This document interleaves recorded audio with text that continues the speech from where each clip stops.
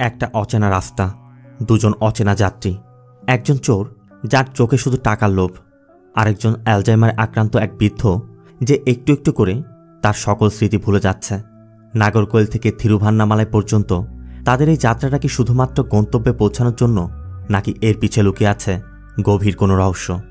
পথ যতই এগোবে, সাধারণ একটি গল্প যে কখন প্রতারণা, বিশ্বাস আর সাসপেন্সের খেলায় রূপ নিবে তা আপনি কল্পনা করতে পারবেন না। হ্যালো ফ্রেন্ডস, দিস ইজ প্লাবন অ্যান্ড ওয়েলকাম টু প্লাবন ওয়ার্ল্ড। বলছি মালায়ালাম ভাষায় সদ্য মুক্তি পাওয়া সাসপেন্স থ্রিলার মুভি মারিসানের কথা। মুভির শুরুতেই আমাদের দয়া নামে এক চোরকে দেখানো হয়।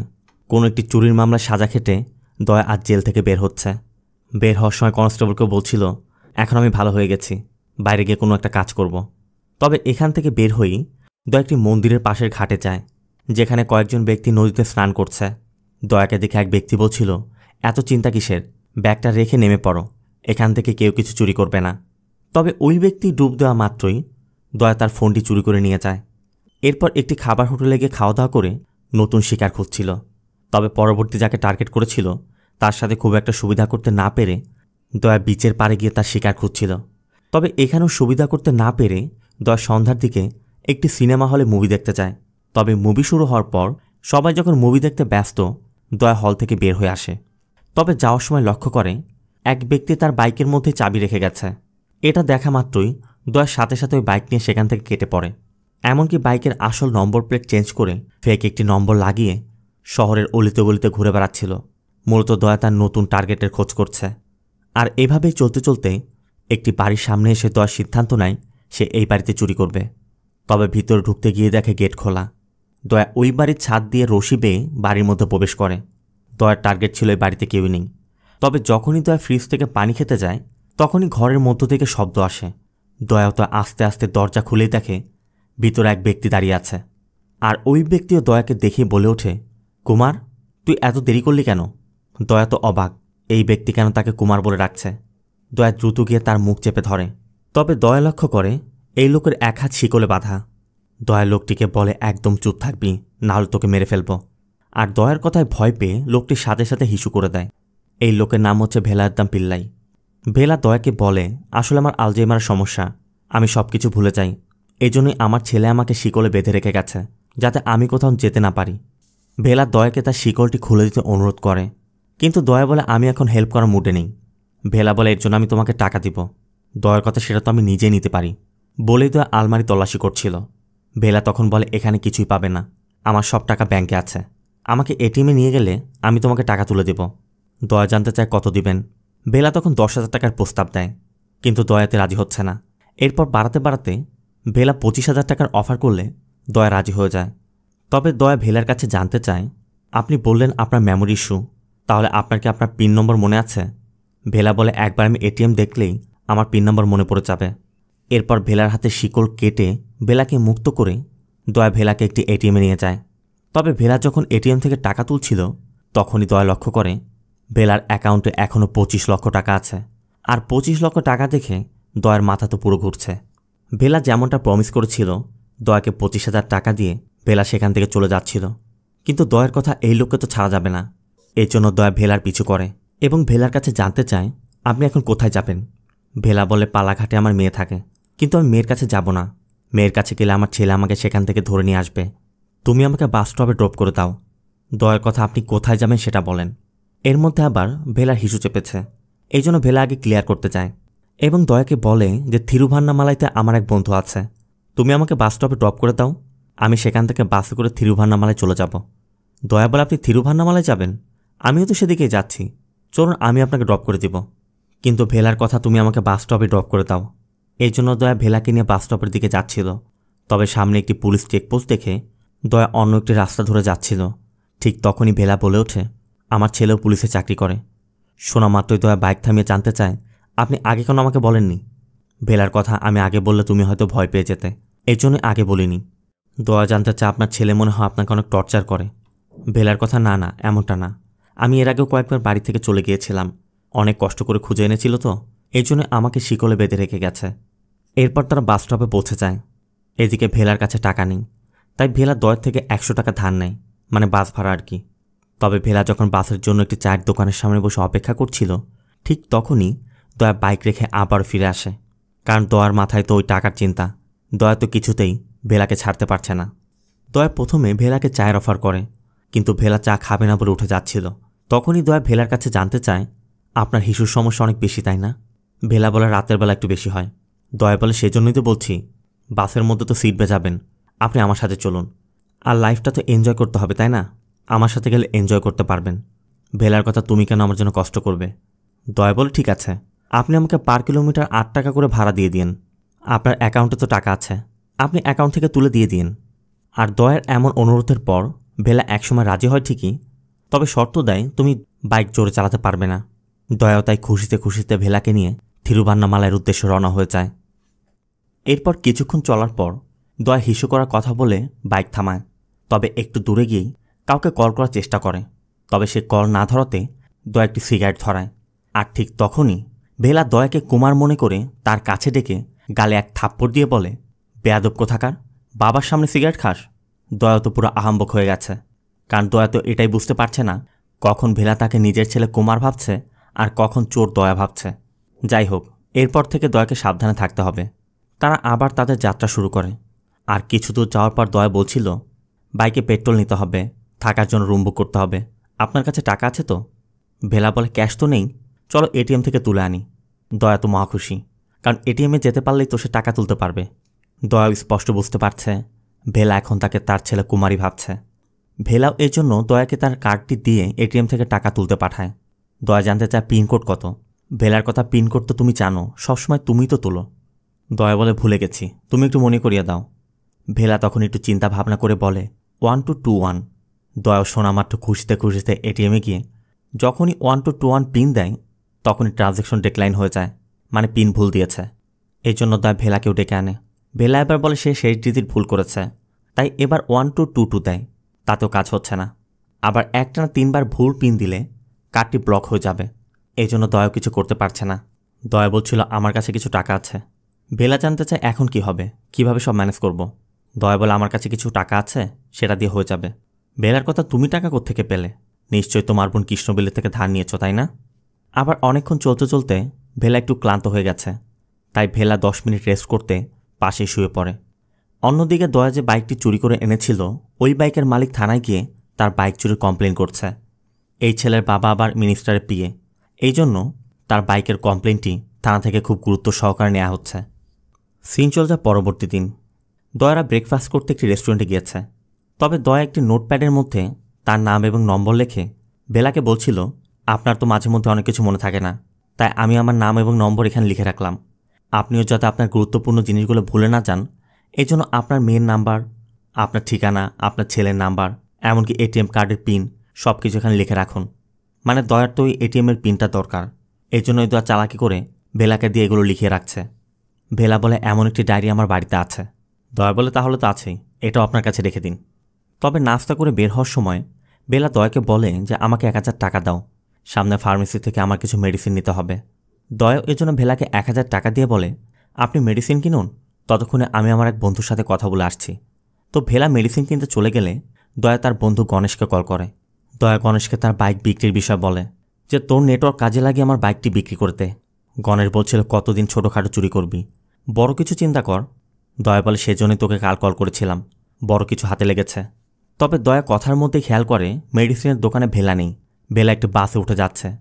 দেখা মাত্রই দয়া কল কেটে দিয়ে দ্রুত ওই বাসে উঠে পড়ে। তবে ভেলাকে যখনই তার সাথে নামতে বলছিল, ভেলা জানতে চায় তুমি কে, মানে ভেলা তো চিনতেই পারছে না। দয়া বারবার তার কথা বলছে যে আমি দয়া, কিন্তু ভেলা বলছে আমি তো চিনি না তোমাকে। এদিকে বাসের লোকজনও বলছিল আপনি এই লোকটাকে জোর করছেন কেন।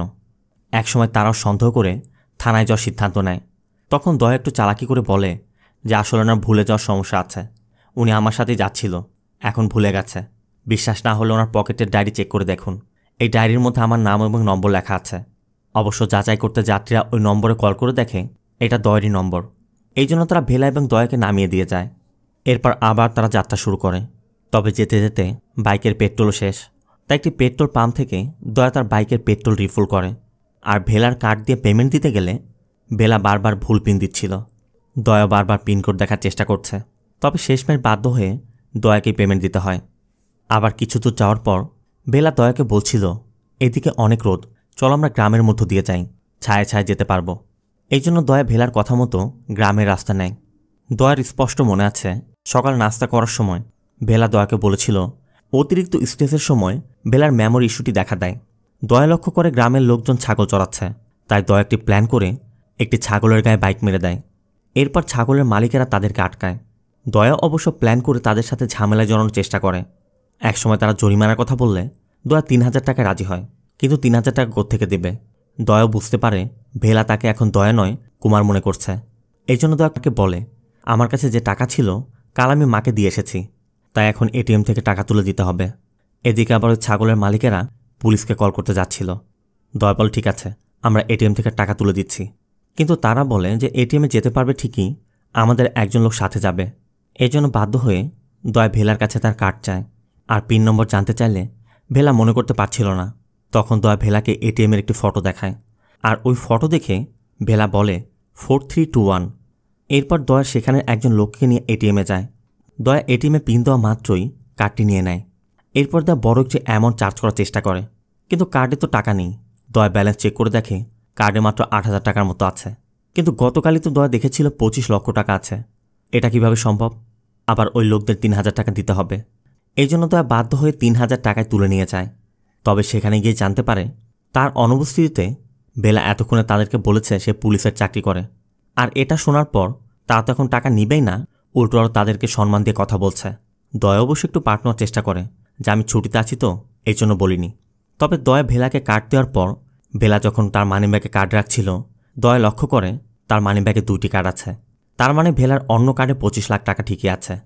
এবার তাকে ওই কার্ডের পিন জানতে হবে। এরপর তারা যাত্রা শুরু করে। এভাবেই চলতে চলতে রাত নাগাদ তারা একটি গ্রামের মধ্যে পৌঁছে যায়। ভেলা বলছিল, সারাদিন এভাবে বাইকে চড়ে চড়ে আমার এখন মাথা ঘোরাচ্ছে, আমার একটু রেস্ট করতে হবে। তবে দয়া বলছিল, এটা ইচামপট্টি, এখান থেকে আর 15 কিলোমিটার দূরে গেলে আমরা জংশনে পৌঁছে যাব, সেখানে গিয়ে আমরা কোনো রুম নিতে পারবো। জায়গার নাম শুনে ভেলা বলে, আমার এক বন্ধুর বাড়ি আছে এখানে, অনেক বছর আগে এসেছিলাম, আমি ঠিক মনে করতে পারছি না। তুমি পাশের দোকানে গিয়ে একটু জিজ্ঞেস করো ইলেকট্রিসিটি বোর্ডে চাকরি করা সুব্রমণিয়ম নামে কেউ এখানে থাকে কিনা। তার 3 মেয়েও আছে। যদি ওর বাড়ির খোঁজ পাও তাহলে আমরা আজ রাতটা এখানে থেকে যেতে পারবো। এই জন্য দয়া একটু দূরে গিয়ে একটি দোকানে জিজ্ঞেস করে এখানে সুব্রমণিয়ম নামে কেউ আছে যে ইলেকট্রিসিটি বোর্ডে চাকরি করে, 3টি মেয়েও আছে। তবে দোকানদার জানায় এই নামে এখানে কেউ নেই। এই এলাকায় শুধু একজনের 3টি মেয়ে আছে, তার নাম সুব্রমণিয়ম না শ্রীনিবাস। এই জন্য দয়ারা 15 কিলোমিটার দূরে গিয়ে একটি লজে ওঠে। দয়া ফ্রেশ হয়ে আসা মাত্রই দয়ার বন্ধু গণেশ কল করলে দয়া ফোন নিয়ে বেলকুনিতে চলে যায়। আর এরপর দয়া গণেশকে পুরো বিষয়টি খুলে বলে। গণেশ জানতে চায় তোর প্ল্যান কি। দয়া বলে থিরুভান্নামালার একটি আশ্রমে বুড়োটা 1 মাস থাকতে চাচ্ছে, সেখানে যাওয়ার আগেই আমি তার এটিএম কার্ডে পিন জেনে নিব। এখান থেকে থিরুভান্নামালায় যেতে আমার 2 ঘন্টা সময় লাগবে। এর মধ্যে আমি তার 2টি এটিএম কার্ডের ফটো পাঠিয়ে দিব। তুই ওই ফটো দেখে ডুপ্লিকেট এটিএম কার্ড বানিয়ে আমার কাছে পাঠিয়ে দিবি। তবে গণেশের কথা, শুধু কার্ড এবং পিন নম্বর পেলেই শুধু হবে না, কার্ডটি যেন অন্তত 1 মাসের মধ্যে ব্লক না হয়। তাই ওই বৃদ্ধের ভালো যত্ন নে, তার সাথে ভালো সম্পর্ক তৈরি কর, যাতে সে তোকে বিশ্বাস করে। আর যাই করবি খুব ধীরে ধীরে।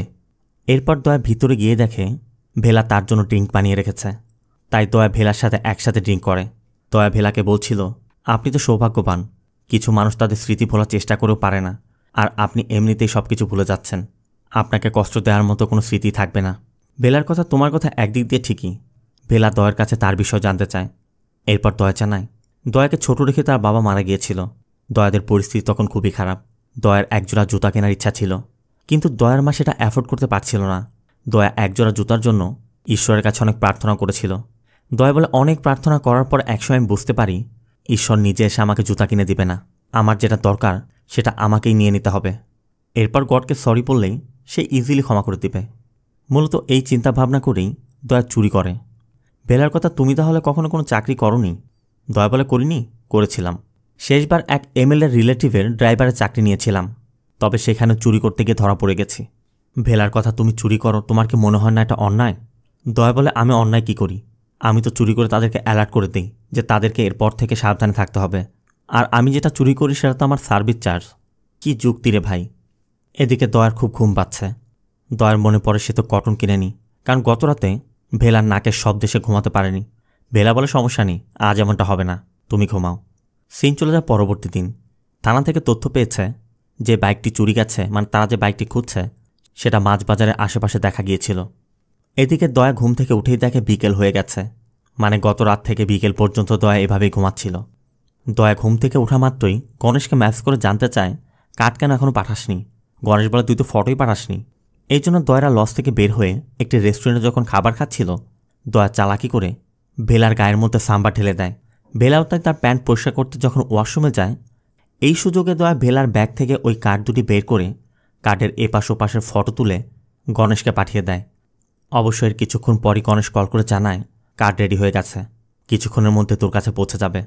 সাথে এটাও বলে তুই ওনাকে কোয়েম্বাটুরে নিয়ে আয়, বাকিটা আমি দেখব। আর গণেশের কথা মতোই দয়া ভেলাকে নিয়ে কোয়েম্বাটুরের উদ্দেশ্যে রওনা হয়ে যায়। তবে কিছু দূর যাওয়ার পর বেলা কিলোমিটার পোস্ট দেখে দয়ার কাছে জানতে চায় আমরা কি থিরুভান্নামালায় যাচ্ছি না? এটা তো উল্টো দিকের রাস্তা। দয়া বলে আপনার দিকে কিছুই মনে থাকে না, গতকালই তো আমরা থিরুভান্নামালায় গিয়ে আপনার বন্ধুর সাথে দেখা করলাম। এরপর আপনি তো আমাকে বললেন যে আপনাকে পালাখারে আপনার মেয়ের বাড়িতে ড্রপ করে দিতে, এই জন্যই তো আমরা সেদিকেই যাচ্ছি। তবে এটা শোনা মাত্রই বেলা তার ব্যাগ চেক করে বলে তাহলে আমার টাকা কোথায় গেল? চারি যে আমাকে টাকা দিয়েছিল সেই টাকা কোথায়? সাথে সাথে দয়া বাইক থামিয়ে জানতে চায় কী সব উল্টাপাল্টা বলছেন, কে আপনাকে টাকা দিয়েছে? বেলা বলে আমার বন্ধু চারি। বেলার সাথে এটাও জানায় চারি তার বন্ধু ঠিকই, কিন্তু চারির বোনকে সে বিয়ে করেছিল, মানে চারি তার শালা। আর চারির থেকে 25 লক্ষ টাকা আনতেই বেলা থিরুভান্নামালাইতে যাচ্ছিল। দয়া চিন্তা করে একে তো এই ব্যাটার ব্যাংকে 25 লাখ টাকা আছে, তারপর আবার সে তার বন্ধুর থেকে 25 লাখ ক্যাশ আনতে যাচ্ছে, তার মানে 50 লাখ। এই চান্স তো মিস করা যায় না। তাই দয়া ভেলাকে বলে যে আমি আপনাকে বলেছি থিরুভান্নামালাইতে যাচ্ছি, আমরা গিয়েছি বলিনি, আপনি ভুল শুনেছেন। আর যে রাস্তা দিয়ে যেতে হয় সেখানে কাজ চলছে, এর জন্য আমরা এই রুট নিয়েছি। মানে দয়া ভেলাকে ভুজুং ভাজুং বুঝিয়ে আবারও থিরুভান্নামালাইয়ের উদ্দেশ্যে রওনা হয়ে যায়। তবে কিছু দূর যাওয়ার পরই বাইকের গিয়ারটা ঠিকমতো কাজ করছিল না বলে দয়া বাইকটি রিপেয়ার করতে যায়। ঠিক পাশে কয়েকজন লোক জুয়া খেলছিল, এটা দেখে দয়াও তাদের সাথে জয়েন করে। আর অল্প সময়ের মধ্যেই দয়া 5,000 টাকা জিতেও যায়। তবে গণেশ কল করে জানায় যে কার্ড পৌঁছে গেছে, এই জন্য দয়া ভেলাকে খেলতে বলে কার্ড আনতে চায়। এরপর দুজন ব্যক্তি দয়ার কাছে ডুপ্লিকেট কার্ড দুটি দিয়ে গেলে দয়া আবার ফিরে এসে দেখে ওই লোকগুলো ভেলার সাথে ঝামেলা করছে।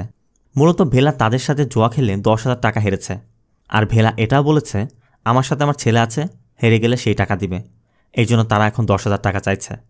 একদিকে বেচারা 5,000 টাকা জিতল, আর এখন 10,000 টাকা গস্তা দিতে হবে। তবে দয়া বলে দেখুন ভাই, এত টাকা আমি দিতে পারবো না, 3,000 টাকায় রফাদফা করুন। তবে ভেলা মাঝখানে 5,000 টাকার প্রস্তাব দেয়। এতে অবশ্যই লোকগুলো রাজি হয়ে গেলে দয়ার 5,000 টাকা ফেরত দিয়ে যেতে হয়। এরপর দয়ার একটি লজে ওঠে। তবে রুমে ঢোকার সময় ভেলা বলছিল আমার অনেক ক্ষুধা পেয়েছে, আমার জন্য পরোটা আর কারি এনে দিবে। দয়া তখন রাগ করে বলে চুপচাপ শুয়ে পড়ো, আমি যখন আনবো তখন খাবে।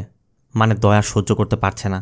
তবে গণেশ দয়াকে বোঝায় যতক্ষণ পর্যন্ত তুই পিনকোড না পাচ্ছিস, ক্যাশ হাতে না পাচ্ছিস, ততক্ষণ পর্যন্ত তোর শান্ত থাকতে হবে, অন্তত একটু ভালোবাসা দেখা। এই জন্য দয়ার দোকান থেকে পরোটা এবং মাটন কারি নিয়ে আসে। তবে রুমে এসেই দেখে ভেলা ঘুমিয়ে পড়েছে, তাই ভেলাকে না ডেকে দয়া শুয়ে পড়ে। পরবর্তী দিন সকালেই দয়রা থিরুভান্নামালায় সেই আশ্রমে পৌঁছে যায়। তবে দয়া জানতে চাচ্ছিল আপনার ওই বন্ধুকে দেখলে চিনতে পারবেন তো? ভেলা বলে ওকে চিনতে পারবো বলেই তো আমি এখানে এসেছি। সাথে ভেলা এটাও বলে তুমি বলেছিলে স্মৃতি ভুলে যাওয়া একটা আশীর্বাদ। আমাদের আশেপাশের লোক বা ভালোবাসা মানুষদের ভুলে যাওয়া এক জিনিস, কিন্তু নিজেকে নিজে ভুলে যাওয়াটা কতটা পেইনফুল সেটা তুমি জানো? স্মৃতিই মানুষের জীবন।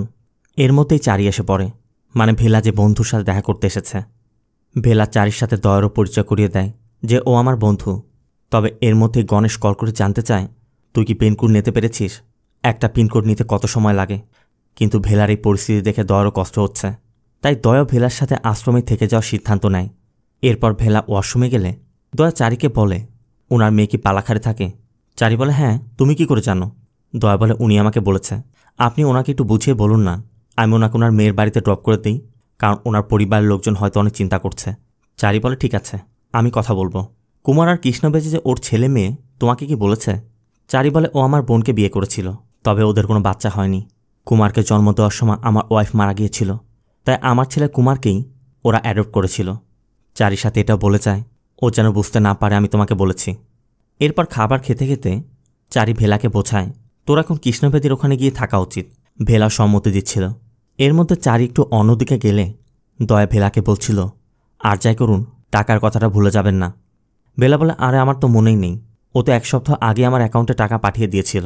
আমি বলতে ভুলে গিয়েছিলাম। তার মানে ভেলার কাছে 50 লাখ না, ব্যাংকে থাকা ওই 25 লাখ টাকায় আছে। এদিকে ভেলা জার্নি করে একদমই ক্লান্ত হয়ে গেছে, তাই আজকের রাতটা এখানে থেকে যেতে চাচ্ছিল। বেলা দয়াকে বলছিল তুমি চাইলে চলে যেতে পারো, কিন্তু দয়া ভেলার সাথে থেকে যায়। এরপর আশ্রমের মধ্যে বসে বেলা দয়াকে বলছিল, আমি সব কিছু ভুলে যাওয়ার আগে একজনের কাছে ক্ষমা চাইতে চাই, কিন্তু ওর সামনে দাঁড়ানোর মতো সাহস আমার নেই। তুমি যদি ওর নাম্বারটা জোগাড় করে দিতে পারো, আমি ফোন করে ওর কাছ থেকে ক্ষমা চেয়ে নিব। দয়া বলে, এটা আর কঠিন কি, আমি জোগাড় করে দিব, আপনি শুধু তার নাম ঠিকানা বলুন। ভেলা বলে, ওর নাম শ্রীধর, ও এই শহরের পাওয়ারফুল একজন ব্যক্তি, টাকা পয়সা অনেক আছে। এরপরই দয়া শ্রীধরের খোঁজ করতে শ্রীধরের শপিং মলে যায়, তবে সেখানে গিয়ে জানতে পারে শ্রীধর মাত্রই বের হয়ে গেছে। দয়া কাউন্টারে শ্রীধর নম্বর চাইলে তারা এভাবে নম্বর দিতে চাচ্ছিল না।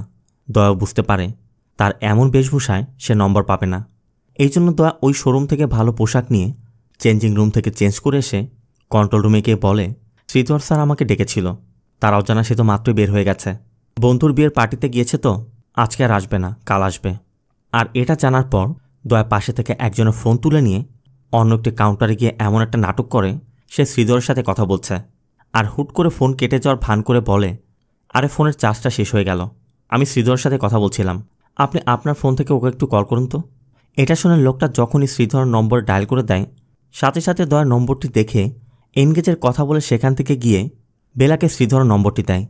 সাথে সাথে ভেলা ওই নম্বরে কল করে। বিকেলবেলা দয়া জানতে চাচ্ছিল শ্রীধরকে কল করেছিলেন। ভেলা বলে, কল করেছি, এখন আমার একটু শান্তি লাগছে। সিন চলে যায় পরবর্তী দিন। দয়ারা পালাক্ষারের উদ্দেশ্যে বের হবে, কিন্তু দয়া তার বাইকের চাবি খুঁজে পাচ্ছে না। ভেলা বলে, দেখো ভুল করে বাইকে রেখে দিয়েছ। দয়ার কথা না, এমনটা কখনো হবে না। তবে ভেলার কথায় বাইকের কাছে গিয়ে দেখে সত্যিই দয়া বাইকে রেখে গেছে। এরপর তার পালাক্ষারের উদ্দেশ্যে বের হয়ে যায়। আর এখান থেকে সিন চলে যায় সেই বাড়িতে, যেই বাড়ি থেকে দয়া ভেলাকে ছাড়িয়ে এনেছিল।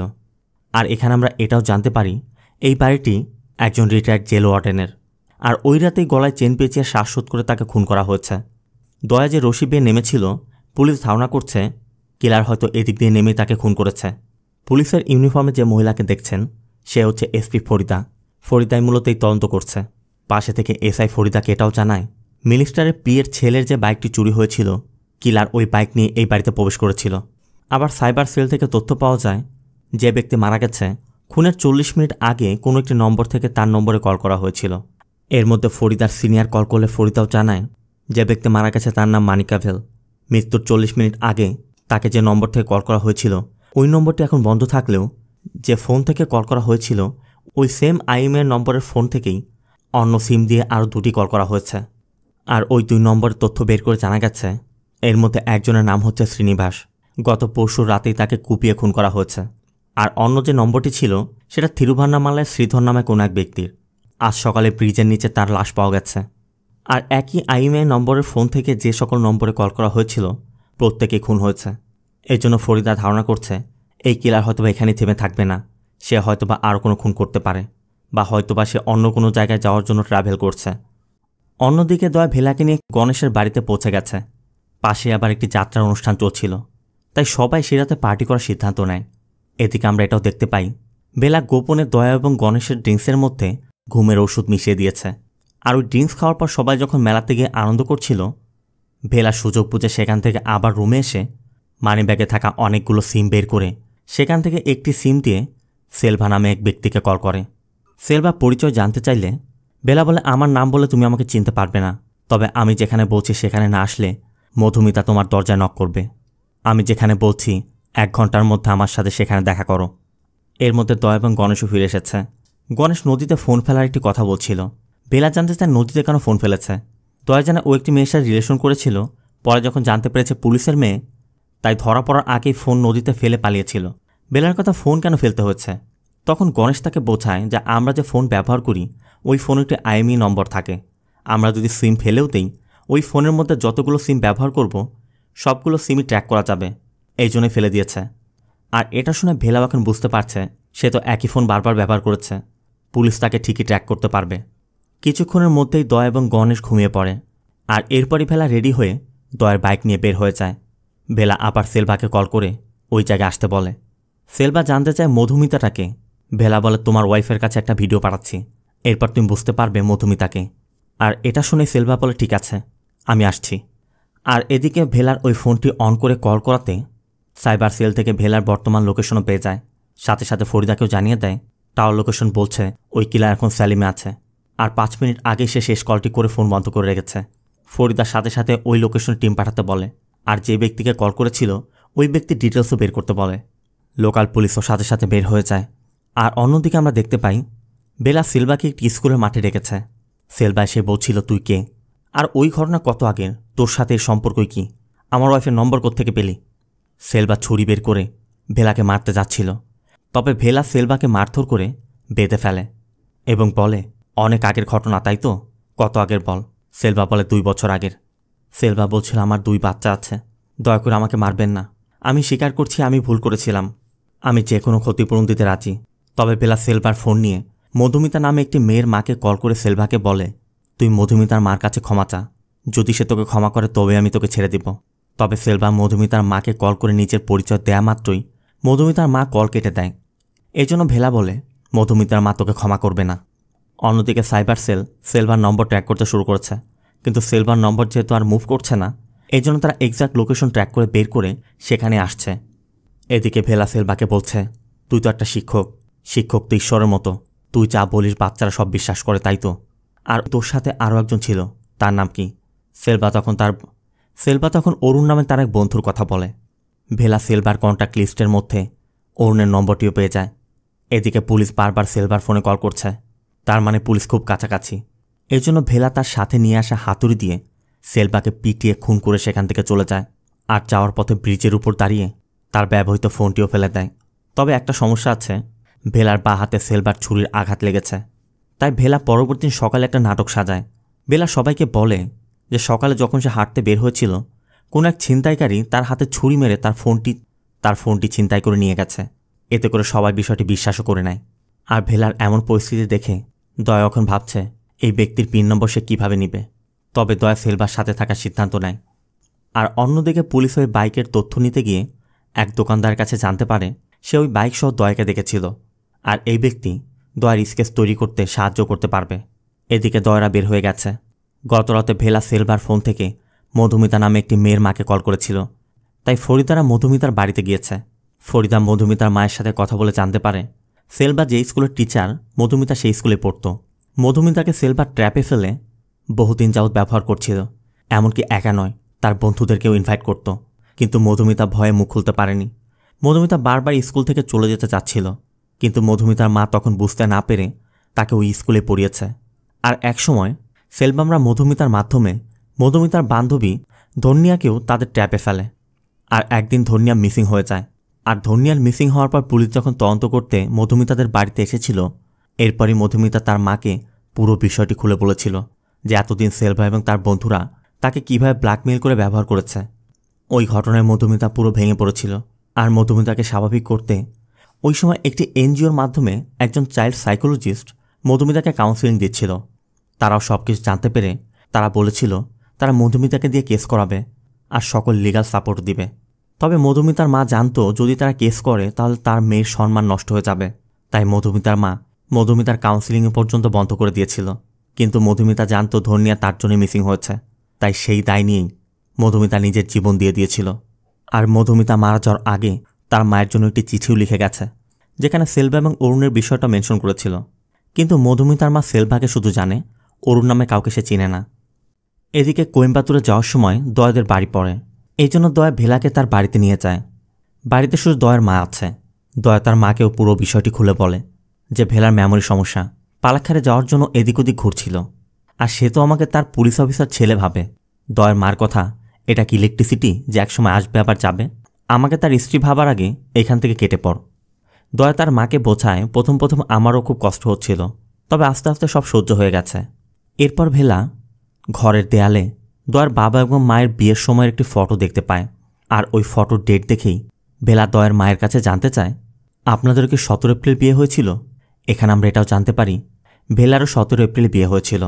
ভেলার কথা সব কিছু ভুলে গেলেও আমি ওই দিনের কথা কোনোদিন ভুলতে পারবো না, কারণ ভেলা ওই দিনই তার ভালোবাসার মানুষ মীনাক্ষীকে বিয়ে করেছিল। আর এখান থেকে সিন চলে যায় পাস্টে। বেলার স্ত্রী মীনাক্ষী ছিল একজন চাইল্ড সাইকোলজিস্ট। মীনাক্ষী নিজের চেম্বারে বা বিভিন্ন স্কুলে গিয়ে বাচ্চাদের কাউন্সিলিং করত। সব কিছু ঠিকঠাকই চলছিল। তবে হঠাৎ একদিন রাতে বেলা লক্ষ্য করে মীনাক্ষী অনেক রাতে উঠে রান্না করছে। বেলা এটাও বুঝতে পারে মীনাক্ষী মনে করছে সকাল হয়ে গেছে। বেলা তখন মীনাক্ষীকে ঘড়ি দেখায়। মীনাক্ষী তখন বুঝতে পারছে না আসলে তার সাথে কি হচ্ছে। তবে এরপরই মীনাক্ষী মধুমিতার সাথে দেখা করেছিল, আর মধুমিতা তার সাথে ঘটা সব কিছু খুলে বলেছিল। বেলা ওই দিন মীনাক্ষীর সাথে গিয়ে বাইরে অপেক্ষা করছিল। আর মীনাক্ষীর এমন ভুলো মন দেখে বেলা একজন ডক্টরের সাথে কথা বলে। সব কিছু শোনার পর সেও জানায় মীনাক্ষীর আলজাইমার হয়েছে। মীনাক্ষী ধীরে ধীরে সব কিছু ভুলে যাবে। তবে মধুমিতার সাথে কথা বলে মীনাক্ষী যখন বের হয়ে আসে, বেলা বুঝতে পারে মীনাক্ষী তাকেই ভুলে গেছে। তবে কিছুক্ষণের মধ্যেই মীনাক্ষী এমন একটা আচরণ করে মাত্র কি হয়েছে মীনাক্ষীর কিছুই মনে নেই। সিন চলে আসে প্রেজেন্টে। বেলারা পালাখারের উদ্দেশ্যে বের হচ্ছে। তবে বেলা বারবার দয়াকে বলছিল, এতদিন পর বাড়িতে এসেছ, মায়ের কাছে থেকে যাও, আমাকে বাসে উঠিয়ে দিলে আমি চলে যেতে পারবো। কিন্তু দয়া এবং দয়ার মায়ের কথা এভাবে ছাড়া যাবে না, আপনি কোথাও হারিয়ে যেতে পারেন। দয়ার মাও দয়াকে বলে দেয় পালাখারে ওনার মেয়ের বাড়িতে দিয়ে তারপর তুই আসবি। এই জন্য দয়া ভেলাকে নিয়ে বের হয়ে যায়। তবে যাওয়ার সময় ভেলা বারবার দয়াকে বলছিল, তোমার মাকে এভাবে একা ফেলে এলে ওনার কোনো সমস্যা হবে না? দয়ার কথা না, মা এমনিতে অভ্যস্ত হয়ে গেছে, মায়ের কোনো সমস্যা হবে না। বেলার কথা সেটা তুমি ভাবছ। তুমি কি কখনো তোমার মাকে জিজ্ঞেস করেছ তোমার মা ভালো আছে কিনা? দয়াও ভেলার কথাটা বুঝতে পারে। এরপর দয়া ভেলাকে বলে যে আমি ভাবছি আমি এই চুরি চামারি সব ছেড়ে দিয়ে ভালো হয়ে যাব, ভালো কিছু করব। ঠিক তখনই দয়ার মা কল করে জানায় ভেলা দয়ার জন্য 10 লক্ষ টাকার একটি চেক রেখে এসেছে। দয়ার সাথে সাথে বাইক থামিয়ে ভেলার কাছে জানতে চায়, মা বলল আপনি 10 লাখ টাকার চেক রেখে এসেছেন। ভেলা বলে মাত্রই তো তুমি বললে তুমি সব কিছু ছেড়ে দিয়ে নিজেকে পরিবর্তন করে ভালো কিছু করতে চাচ্ছ, এজন্যই তোমার সাথে ভালো কিছু হচ্ছে। এটা শুনে দয়ার চোখেও জল এসে পড়ে। ভেলা বলে এখন চলো, এই জার্নিটা কখনো ভোলার মতো নয়, দয়ার কথা আপনি তো ভুলে যাবেন। ভেলা দয়াকে বলে পালাক্কারে যাওয়ার আগে আজ রাতে তারা কোয়েম্বাটুর অবস্থান করবে, এই জন্য তারা কোয়েম্বাটুর উদ্দেশ্যে রওনা হয়। অন্যদিকে ফরিদারা ধান্নিয়ার পরিবারের সাথে কথা বলে বুঝতে পারে এই পরিবারের কেউ এর সাথে জড়িত নয়। আবার প্রথম মার্ডার যেখানে হয়েছিল সেখানে 2 জন ব্যক্তির ফিঙ্গারপ্রিন্ট পাওয়া গেছে, বাকি মার্ডার স্পটে একজনের। আর ওই কিলার এক একজনকে এক একটা অস্ত্র দিয়ে মারছে। যেভাবে খুন করছে কোনো প্যাটার্ন নেই, তাই সিরিয়াল কিলারও বলা যাচ্ছে না। আবার এ পর্যন্ত যারা খুন হয়েছে তাদের কারোর সাথে কোনো কানেকশনও নেই, তাই ফরিদা বুঝতে পারছে না তারা এখন কোন দিকে এগোবে। আবার অন্যদিকে ওই দোকানদারের থেকে তথ্য নিয়ে পুলিশ দয়ার একটি স্কেচও তৈরি করে ফেলেছে, কারণ তারা ধারণা করছে দয়া যেহেতু ওই বাইক নিয়ে গিয়েছিল তাহলে দয়া হয়তো বা খুন করেছে। এদিকে দয়ারা কোয়েম্বাটুরে গিয়ে একটি লজে উঠেছে। দয়া তাদের দুজনের জন্য ড্রিঙ্কও নিয়ে আসে। এরপর ভেলা ওয়াশরুমে গিয়ে অরুণকে হোয়াটসঅ্যাপে মেসেজ দিয়ে তার সাথে দেখা করার কথা বলছিল। দয়াও বাইরে তার মায়ের সাথে কথা বলছে। ঠিক তখনই একজন ডেলিভারি বয় আসে। ভেলা বলে আমি অর্ডার করেছিলাম, তুমি পেমেন্ট দিয়ে দাও। তবে দয়ার কাছে ভাঙতি টাকা না থাকায় তার মানিব্যাগ বের করে টাকা দিতেই মানিব্যাগের ভিতর থেকে ওই সিম কার্ডগুলো পড়ে যায়। আর এতগুলো সিম কার্ড একসাথে দেখেই দয়ার তখন মনে পড়ে গত রাতে গণেশ ফোনের আইএমই নম্বর এবং সিম কার্ডের বিষয় বলেছিল, আর পরবর্তী দিন সকালেই বেলা তার ফোন ছিনতাইয়ের বিষয়টি বলেছিল। এতে করে দয়ার সন্দেহ হয়। তাই ভেলা বের হওয়া মাত্রই দয়া ফ্রেশ হতে ওয়াশরুমে যায়, আর ফিরে দেখে বেলা তার জন্য ড্রিঙ্ক রেডি করে রেখেছে। দয়ার সাথে সাথে ড্রিঙ্কটি খেয়ে নেয়। বেলা বলছিল তোমার মায়ের সাথে কথা বলেছ, ফোন করে খোঁজখবর নাও।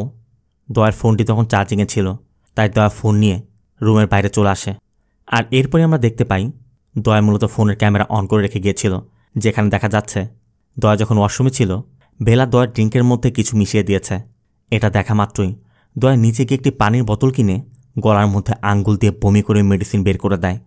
দয়ার তখন মনে পড়ে বেলাকে নিয়ে যখনই সে কোনো লজে উঠতে গিয়েছে বেলা ব্যালকনিওয়ালা রুমে উঠেছে, যাতে দয়া ব্যালকনিতে গেলে সেই সুযোগে সে ড্রিঙ্কের মধ্যে মেডিসিন মিক্স করতে পারে।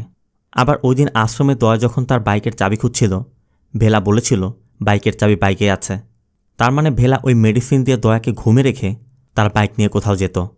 দয়া সব কিছু বুঝতে পেরে আবার রুমে ফিরে আসে। তবে ভেলাকে এখনই কিছু বুঝতে দিচ্ছে না। দয়াকে দেখে ভেলাও শাওয়ার নিতে ওয়াশরুমে চলে যায়।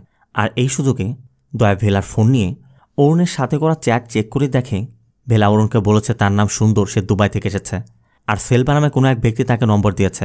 অরুণের কাছ থেকে ভেলা 15 থেকে 16 বছরের একটি মেয়েকে কিনতে চাইছে, আর আজ রাতেই অরুণ তাকে কোনো একটি জায়গায় দেখা করতে বলেছে। দয়া অরুণের পাঠানো ওই ম্যাপ চেক করে জায়গাটাও দেখে নেয়। তবে ভেলা বের হওয়ার আগেই দয়া ফোনটি রেখে ঘুমের অভিনয় করে। ভেলাও মনে করে দয়া হয়তো ঘুমিয়ে গেছে, তাই সে রেডি হয়ে রুম তালা দিয়ে বের হয়ে যায়। দয়াও পিছে পিছে বের হতে গিয়ে দেখে রুম তালা দেয়া, কিন্তু দয়ার কাছে বিকল্প রাস্তা আছে। তাই দয়া তার ইকুইপমেন্ট দিয়ে তালা খুলে ভেলার পিছু করতে শুরু করে। আর সেই লোকেশনে পৌঁছে দেখে ভেলা একটি বাড়ির সামনে দাঁড়িয়ে আছে। তবে ভেলা অনেকক্ষণ অপেক্ষা করার পর অরুণকে কল করলেও অরুণ বারবার ফোন কেটে দিচ্ছিল। ঠিক তখনই সামনে দিয়ে একটি কার আসে। ভেলা মনে করে হয়তোবা অরুণ এসেছে, তবে ওই কারটি চলে যেতেই ভেলা বুঝে নেয় অরুণ হয়তোবা আসবে না। এই জন্য একটি উবার নিয়ে আবার হোটেল দিকে রওনা হয়। দয়া বাইক নিয়ে হোটেলের উদ্দেশ্যে যাচ্ছিল, তবে পথে পুলিশ চেকপোস্টে দয়াকে আটকে দেয়। তারা চেক করে বুঝতে পারে দয়া ড্রিঙ্ক করেছে। তবে দয়া নিজেকে এমএলএর ড্রাইভারের পরিচয় দেয়। আর যাচাই করতে পুলিশ দয়ার দেওয়া নম্বরটি চেক করে দেখে এটা এমএলএর নম্বর। এই জন্য দয়াকে ছেড়ে দেয়। দয়াও দ্রুত হোটেলে গিয়ে দেখে ভেলা পৌঁছে গেছে। তবে ভেলা লিফটে উঠলে দয়া পাশে থেকে ইলেকট্রিসিটি বন্ধ করে ভেলার আগে রুমে পৌঁছে যায়। দয়া আবারও তার ইকুইপমেন্ট কাজে লাগিয়ে রুমটি লক করে রাখে। এতক্ষণে ভেলা এসে পড়েছে। ভেলা এসে দেখে দয়া তখনও ঘুমাচ্ছে। তবে ভেলা এসব কেন করছে সেটা জানতে আমাদের পাস্টে ফিরে যেতে হবে। সিন চলে যায় কোর্টে। মীনাক্ষী একটি পক্সো কেসে সাক্ষী দিতে এসেছে, কিন্তু মীনাক্ষীকে যখন অ্যাকিউজকে আইডেন্টিফাই করতে বলা হচ্ছিল, মীনাক্ষী কিছুতেই তাকে চিনতে পারছিল না। তখন আসামিপক্ষের আইনজীবী মীনাক্ষীর সকল মেডিকেল রিপোর্ট সাবমিট করে যে মীনাক্ষীর আলজাইমার রয়েছে। এই জন্য কোর্ট ওই কেসটিকে খারিজ করে দেয়। মূলত ওই মেয়ের বাবা মা মীনাক্ষীর ভরসাতেই কোর্টে এসেছিল, কিন্তু মীনাক্ষীর জন্যই তাদের কেসটি তারা হেরে গেল। মীনাক্ষী এটা কিছুতেই মানতে পারছিল না। তবে এর পরবর্তী দিনই মীনাক্ষী তার নিজের অফিসে এসেই ভেলাকে বসে থাকতে দেখে ভেলাকে এসপি মনে করে তার ডায়েরিটি ভেলাকে দিয়ে বলে যে মেয়েদের সাথে অন্যায় হয়েছে এই ডায়েরির মধ্যে সব মেয়েদের ডিটেলস লেখা আছে। এই মেয়েরা যেন ন্যায় পায়, আর এই অপরাধীদের শাস্তি দিতে হবে। তবে শুধুমাত্র জেলে পাঠালে হবে না, এদেরকে পুরোপুরি শেষ করে দিতে হবে। কারণ এই কেস যদি কোর্টে যায়, কোর্টে গিয়ে দাঁড়ানোর মতো সাহসী বাচ্চাদের মধ্যে নেই। ভেলাও তখন মীনাক্ষীকে কথা দিয়েছিল যে এই মেয়েদের সাথে যে অন্যায় করা হয়েছে সে ওই অপরাধীদের শাস্তি দিবে। ভেলা তখন স্পষ্ট বুঝতে পারছে মীনাক্ষী তাকে ভুলে গেছে, এমনকি সামনে নিজেকেও ভুলে যাবে। আর এর ঠিক পরবর্তী দিনই মীনাক্ষী নিজের জীবন নিয়ে নিয়েছিল। মূলত মীনাক্ষীকে দেয়া কথা রাখতেই ওই মেয়েগুলোর সাথে যারা অন্যায় করেছিল ভেলা তাদেরকে খুঁজে খুঁজে মারছে। সিন চলে আসে প্রেজেন্টে। ভেলা দয়াকে কিছু বলতে চাচ্ছিল, ঠিক তখনই গণেশ এসে পড়ায়। দয়া গণেশের সাথে নিচে চলে আসে। দয়া গণেশকে গত রাতের ভিডিওটি দেখায় আর পুরো বিষয়টি খুলে বলে যে ওকে আমি ভালো ভেবেছিলাম ও অসুস্থ, আর এখন দেখছি ও একটা শয়তান। এত ছোট ছোট বাচ্চাদের সাথে এই সব কাজ করছে। আমার তো মন চাইছে ওকে এখনই মেরে ফেলি। তবে সব কিছু শোনার পর গণেশ বলে তাহলে চল এক কাজ করি, ওকে আমার ফার্ম হাউসে নিয়ে যাই, সেখানে নিয়ে ওকে শেষ করে দিব। তাই দুজন মিলে প্ল্যান করে ভেলা নিচে নামা মাত্রই দুজনই ভেলাকে বলে আপনি তো মেয়ের বাড়িতে চলে যাবেন, তাই তার আগে চলুন একসাথে আমরা সবাই ওই ফার্ম হাউসে গিয়ে পার্টি করি। ভেলাও তখন রাজি হয়ে যায়। দয়া ভেলাকে বলে আপনি গণেশের সাথে যান, আমি রাতের পার্টির জন্য সব ড্রিঙ্কসের ব্যবস্থা করে নিয়ে তারপর আসছি। আবার অন্যদিকে দয়ার স্কেচ দেখে পুলিশ জানতে পারে দয়া কয়েকদিন আগে জেল থেকে বের হয়েছে। তাই ফরিদা নির্দেশ দেয় জেলে দয়া কার কার সাথে ছিল বা ওর সাথে কেউ রিলিজ হয়েছে কিনা তথ্য নিন। সাথে দেখুন জেল থেকে বের হওয়ার পর ও কোন কোন বন্ধুর সাথে কন্ট্যাক্ট করেছে, আর ওর কল লিস্টে থাকা কোনো বন্ধু এই মুহূর্তে ট্রাভেল করছে কিনা। কারণ পুলিশের সন্দেহ দয়া হয়তো বা তার সাথে থাকতে পারে। আর এভাবেই তারা গণেশের নম্বর পেয়ে গণেশের নম্বর ট্র্যাক করে ফার্ম হাউসের উদ্দেশ্যে বেরিয়ে যায়, কারণ গণেশ তো ফার্ম হাউসের দিকে যাচ্ছে। এদিকে গণেশ যখন ভেলাকে নিয়ে যাচ্ছিল তখন গণেশের গাড়ির পিছে একটা পুতুল ঝুলতে দেখে ভেলার সন্দেহ হয়। ভেলা অরুণের নম্বরটি চেক করে দেখে হোয়াটসঅ্যাপে অরুণের প্রোফাইল পিকচার হিসেবে এই ফটোটি দেওয়া রয়েছে। তার মানে ভেলা যে অরুণকে খুঁজছে সে অন্য কেউ নয়, দয়ার বন্ধু গণেশ। আর এখানে আমরা এটাও দেখতে পাই গতকাল অরুণ যখন ভেলার সাথে দেখা করতে এসেছিল তখন অরুণ দূর থেকে ভেলাকে দেখা মাত্রই সেখানে না দাঁড়িয়ে কার নিয়ে সেখান থেকে চলে গিয়েছিল। আর গণেশ ভেলার সম্পর্কে সব বুঝতে পারাই সকালে দয়াকে বলে ভেলাকে ফার্ম হাউসে নিয়ে শেষ করে দেওয়ার প্ল্যান করেছে। এর মধ্যে তারা ফার্ম হাউসে পৌঁছেও যায়। আর গণেশ কার থেকে নামা মাত্রই ভেলা গণেশের নম্বরে কল করে, মানে অরুণের নম্বরে। এতে করে গণেশও বুঝতে পারে ভেলা তাকে চিনে ফেলেছে। তাই গণেশ ভেলাকে বলে শেষ পর্যন্ত আমাকে ধরেই ফেললেন। ভেলাও বলে তার মানে যাকে আমি খুঁজছি তুমিই সে, তুমি তাহলে অরুণ। গণেশ জানতে চায় আপনি কে, আর আপনার সাথে আমার লিঙ্কটা কোথায়, দয়ার সাথেই বা আপনি ঘুরে বেড়াচ্ছেন কেন। ভেলা বলে মধুমিতার কথা মনে আছে। গণেশ বলে কোন মধুমিতা, কোন স্কুল গার্ল? আপনি ওই মেয়ের বাবা নাকি ধনিয়ার বাবা? ধনিয়াকে খুঁজতে এসেছেন? এখানে খুঁজে লাভ নেই, ও তো এখন সিঙ্গাপুরে অনেক ভালো আছে। গণেশ সাথে এটা বলে সে ধনিয়াকে সেখানে পাঠানোর আগে বারবার তাকে ভোগ করেছে, এমনকি তার বন্ধুদের দিয়ে করিয়েছে। গণেশের কথা মেয়েরা আমার কাছে আমের মতো, তাই আমি সবার সাথে ভাগ করে খাই। ভেলা জানতে চায় তুমি যে এত বড় খারাপ সেটা কি দয়া জানে? গণেশ বলে ও তো ইউজলেস, ও এসবের মধ্যে আসবে না। বেলার কথা ও যদি জানতে পারে তাহলে ও তোমার কী করবে সেটা তুমি জানো? গণেশ বলে সেটাও জানতে পারলে তো এখন তো আপনি ওর চোখে ভিলেন। আর এরপরই গণেশ ভেলাকে মারধর করে বেলার হাত এবং মুখ পেতে রাখে। কিছুক্ষণের মধ্যে দয়া এসে পড়ে। গণেশ বলছিল ওকে এখনই শেষ করে দিই, কিন্তু দয়া ভেলার হাত পা খুলে দিতে বলে। গণেশ কিছুতেই খুলতে চাচ্ছিল না। গণেশ বারবার বলছিল ওকে ছেড়ে দিবি কেন, তবে তারপরও গণেশের কথা উপেক্ষা করে দয়া ভেলার হাত এবং মুখ খুলে দেয়। আর এরপরই আমরা দেখতে পাই ভেলা যখন কার থেকে নামছিল তখনই ভেলা দয়াকে কল করেছিল। ভেলা এবং গণেশের মধ্যে যে সকল কথাবার্তা হয়েছে সবই দয়া শুনতে পেরেছে, তাই দয়া এখন গণেশের আসল রূপ জেনে গেছে। গণেশ এটা বুঝতে পেরে দয়া এবং ভেলাকে মারতে চেষ্টা করছিল, তবে দুজন মিলে গণেশকে মেরে ফেলে। আর এর মধ্যেই পুলিশ এসে দুজনকে অ্যারেস্ট করে। এরপর দুজনকে কোর্টে নেওয়া হলে ভেলা কোর্টের সামনে সব কিছু স্বীকার করে। ভেলা কেন ওদেরকে খুন করেছে, কীভাবে করেছে সব কিছুই বলে। ভেলার কথা এতে আমি একদমই অনুতপ্ত নই, অন্তত কয়েকটা ভালো কাজ তো করতে পেরেছি। তবে সকল সাক্ষ্য প্রমাণের ভিত্তিতে কোর্ট রায় ঘোষণার জন্য 1 সপ্তাহ সময় নেয়। এরপর ভেলা এবং দয়াকে যখন নিয়ে যাওয়া হচ্ছিল তখন তাদের কথা আমরা জানতে পারি।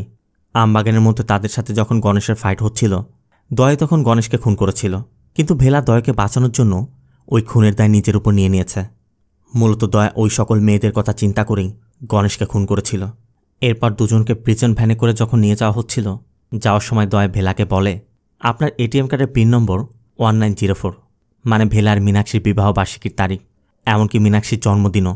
এই জন্যই মূলত ভেলা ওই পিন নম্বরটি রেখেছিল। দয়ার সাথে এটাও বলে কুমার আপনাকে এখনও আঙ্কেল বলে ডাকে তাই তো? আমার কি দুর্ভাগ্য, আমার কাউকে বাবা বলে ডাকার সৌভাগ্যই হয়নি। তবে দয়ার মনে এখন একটি প্রশ্ন আছে। দয়া ভেলার কাছে জানতে চায় নাগারকোলে আমি যখন আপনাকে দেখেছিলাম তখন আপনার হাতে চেন বাঁধা ছিল। ভেলা বলে আসলে ওই দিন আমি প্রথম খুন করতে ওই বাড়িতে গিয়েছিলাম।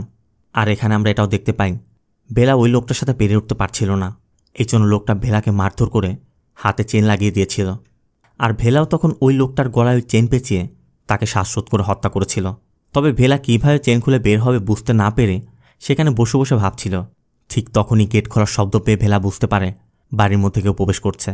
সাথে সাথে ভেলা ওই লোকের বডিটিকে খাটের তলায় রেখে দেয়। আর দয়া ঘরে ঢোকা মাত্রই ভেলা তার আলজাইমারের নাটক সাজিয়েছিল যাতে দয়ার দ্বারা সে এখান থেকে বের হতে পারে। আর ভেলা এটা ভালো করেই বুঝতে পেরেছিল দয়া টাকার লোভে পড়েছে, তাই দয়ার সাথে সে বিভিন্ন জায়গায় ঘুরে ঘুরে ওই সকল অপরাধীদের খুন করেছে, যেটা দয়া বিন্দুমাত্র বুঝতে পারেনি। তো ভেলায়ুদ্ধম পিল্লাইয়ের এই মাস্টার প্ল্যান আপনার কেমন লেগেছে অবশ্যই কমেন্টে জানাবেন। ভিডিওটি ভালো লাগলে ভিডিওতে লাইক দিয়ে চ্যানেলটিকে সাবস্ক্রাইব করতে একদম ভুল করবেন না। দেখা হবে অন্য কোনো মুভি বা সিরিজের এক্সপ্লেনেশন ভিডিওতে। ততক্ষণ সব ভালো থাকবেন, সুস্থ থাকবেন। আল্লাহ হাফেজ।